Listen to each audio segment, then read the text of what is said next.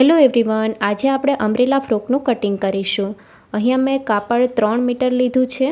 કપડાને આપણે ફોલ્ડ કરી લઈશું. તો અહીંયા મેં 4 ફોલ્ડ કરી લીધું છે અને પહોળાઈ તમે જોઈ શકો છો 11 ઇંચ લીધી છે. ચેસ્ટ સાઇઝ 32 છે, તો એ પ્રમાણે માપ લેવાનું છે. 4 ફોલ્ડ કરી લીધું છે. એ પછી આપણે ઉપરની સાઈડ સીધી લાઇન ડ્રો કરી લઈશું.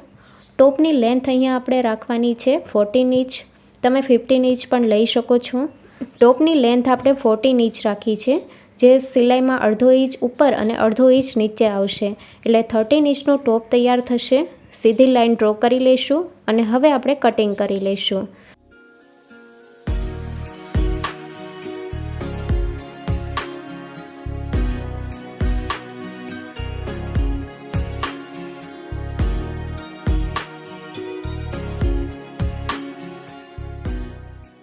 એક્સ્ટ્રા કાપડ કટિંગ કરી લીધું છે અને પહોળાઈ અને લંબાઈ તમે જોઈ શકો છો આ રીતની રાખવાની છે.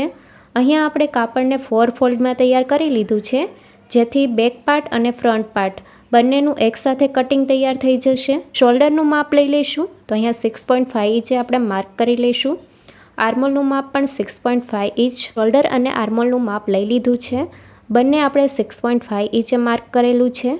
તો આપણે સ્ટ્રેટ લાઇન ડ્રો કરી લેવાની છે.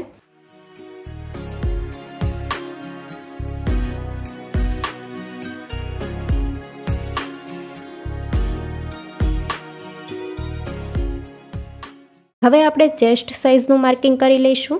તો 32 સાઇઝ છે, એટલે આપણે 4થી ડિવાઈડ કરી લઈશું. તો અહીંયા 8 ઇંચ આવ્યું છે. 8 ઇંચ ઉપર આપણે માર્કિંગ કરી લઈશું. સિલાઈ માટે 1.5 ઇંચ આપણે પ્લસ કરી લઈશું. તો અહીંયા 1.5 ઇંચે આપણે માર્ક કરી લીધું છે. હવે આપણે કમરનું માપ લઈ લઈશું.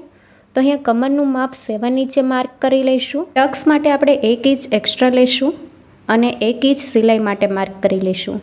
ટોટલ 2 ઇંચ આપણે વધારે લીધું છે. ટક્સ માટે માર્કિંગ કરી લઈશું. અહીંયા આપણે 4 ઇંચ લેવાનું છે. 4 ઇંચે આપણે આ રીતે માર્ક કરી લઈશું. લંબાઈમાં પણ 4 ઇંચ લેવાનું છે.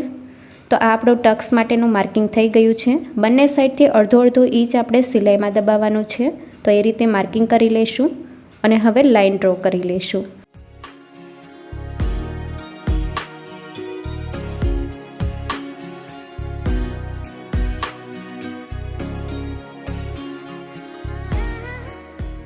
ટક્સ માટેનું માર્કિંગ કર્યું છે એ રીતે આપણે સિલાઈ લગાવવાની છે.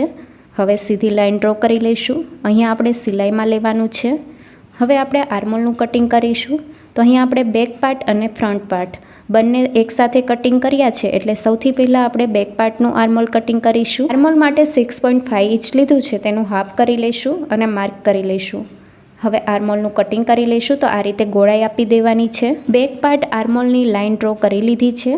હવે આપણે નેકની લાઇન ડ્રો કરી લઈશું. તો અહીંયા આપણે પહોળાઈ 2.5 ઇંચ રાખી છે. તમે 3 ઇંચ સુધી રાખી શકો છો અને લંબાઈ આપણે 5 ઇંચ રાખવાની છે. નેક તમારે જે રીતે ડીપ કરવું હોય એ રીતે તમે લેન્થ પ્લસ માઇનસ કરી શકો છો. અહીંયા આપણે પહોળાઈ 2.5 ઇંચે માર્ક કરી દીધું છે અને હવે બોક્સ તૈયાર કરી લઈશું. ગળું અહીંયા આપણે ગોળાકાર કરવાનું છે, એટલે ફ્રન્ટ સાઈડ અને બેક સાઈડ સરખું રાખવાનું છે. જો તમારે ડિઝાઇનવાળું કરવું હોય તો તમારે બંનેનું માર્કિંગ અલગ કરવાનું રહેશે. તો અહીંયા આપણે બરાબર ગોળાકાર આપી દઈશું.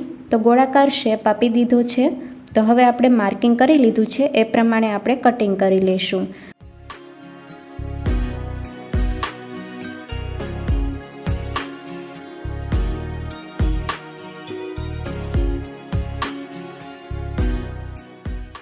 નેક માટે એકદમ પરફેક્ટ રીતે ગોળાકાર તૈયાર થયું છે અને હવે આપણે ટોપની કટિંગ કરી લઈશું.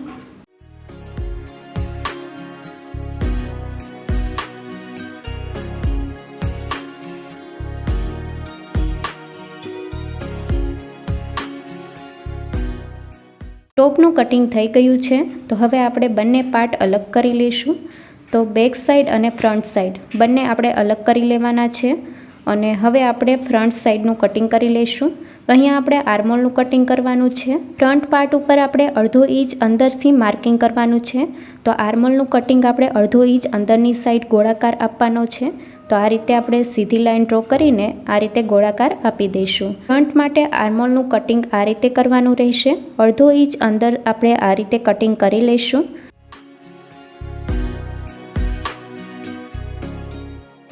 અમરેલા કુર્તીનું ટોપનું કટિંગ થઈ ગયું છે, જે આપણે ફ્રન્ટ પાર્ટ અને બેક પાર્ટ બંનેનું કટિંગ બરાબર કરી લીધું છે. તો હવે આપણે ઘેરનું કટિંગ કરી લઈશું. કપડાને અહીંયા આપણે ડબલ ફોલ્ડમાં તૈયાર કરી લીધું છે. હવે આપણે ત્રાસમાં ફોલ્ડ કરવાનું છે, તો આ રીતે ટ્રાયંગલ શેપમાં બરાબર ફોલ્ડ કરી લઈશું. તો આ રીતે એક સાઈડ ઓપન સાઈડ આવશે અને બીજી સાઈડ ફોલ્ડ આવશે. હવે કમરનું માપ લેવા માટે સૌથી પહેલાં આપણે ટોપનું કટિંગ કર્યું છે એનું માપ લઈ લઈશું. તો આ રીતે ટોપ રાખવાનું છે અને આપણે લાઈન ડ્રો કરી લઈશું. તો આ રીતે સીધી લાઈન ડ્રો કરી લેવાની છે અને હવે આપણે માપપટ્ટીથી માપ કરી લઈશું. તો અહીંયા આપણે 11.5 ઇંચ આવે છે, તો એ પ્રમાણે આપણે માર્કિંગ કરી લઈશું. કમરનું માર્કિંગ વિડીયોમાં દેખાય એ રીતે કરવાનું છે. અહીંયા આપણે 11.5 ઇંચે માર્ક કરી લીધું છે અને જે આપણે નીચેની પહેલી લાઈન ડ્રો કરી છે એ આપણે કટિંગ નથી કરવાની. અત્યારે જે 11.5 ઇંચે માર્ક કર્યું છે એ લાઈન આપણે ડ્રો કરી લઈશું. હવે ઘેર બરાબર આવે છે કે નહીં એ આપણે ચેક કરી લઈશું.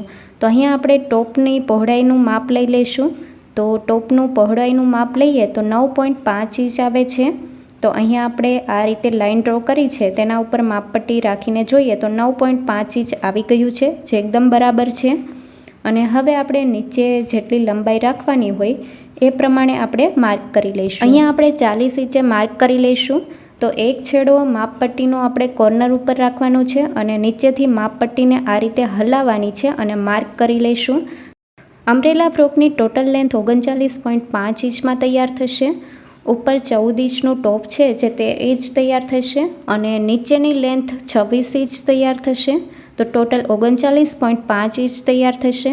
અમરેલા ફ્રોકના ઘેરનું માર્કિંગ કરી લીધું છે અને લાઈન ડ્રો કરી લીધી છે. તો હવે આપણે કટિંગ કરી લઈશું. તો પહેલાં આપણે ઉપરનો પાર્ટ કટિંગ કરી લઈશું અને પછી આપણે નીચેનું પણ કટિંગ કરી લઈશું.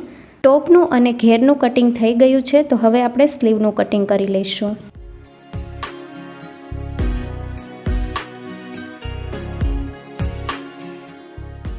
સ્લીવનું કટિંગ કરવા માટે અહીંયા આપણે કાપડને ડબલ ફોલ્ડ કરી લીધું છે અને હવે આપણે 4 ફોલ્ડ કરી લઈશું. સ્લીવનું માપ લેવા માટે સૌથી પહેલાં આપણે 1 ઇંચ ઉપર માર્કિંગ કરી લઈશું, જે સિલાઈમાં આવશે. અને હવે આપણે 4.5 ઇંચ માર્કિંગ કરી લઈશું, જે આપણી લેન્થ છે. તો સીધી લાઈન ડ્રો કરી લઈશું. ઓપન સાઈડથી આપણે માર્કિંગ નથી કરવાનું, જે સાઈડ ફોલ્ડ હોય એ સાઈડથી આપણે લંબાઈ લેવાની છે. 4.5 ઇંચે માર્કિંગ કરી લીધું છે. હવે આપણે 3 ઇંચે માર્કિંગ કરી લઈશું અને સામેની સાઈડ પણ 3 ઇંચે માર્કિંગ કરી લેવાનું છે. અહીંયા જો તમારે ફૂલ સ્લીવ બનાવવી હોય તો તમારે એ રીતે માર્કિંગ કરવાનું રહેશે. આપણે અહીંયા હાફ સ્લીવનું કટિંગ કરીએ છીએ. આર્મહોલ માટે માર્કિંગ કરી લઈશું. તો 6.5 ઇંચે આપણે માર્કિંગ કરી લીધું છે. સ્લીવનું ફિટિંગ અહીંયા આપણે 5 ઇંચ તૈયાર થશે, તો આપણે 5 ઇંચ ઉપર માર્કિંગ લગાવી દઈશું. હવે 1.5 ઇંચ આપણે એક્સ્ટ્રા લેવાનું છે, જે સિલાઈમાં આવશે. તો બંને સાઈડથી આપણે 1.5 ઇંચ વધારે લેવાનું છે અને હવે લાઈન ડ્રો કરી લઈશું.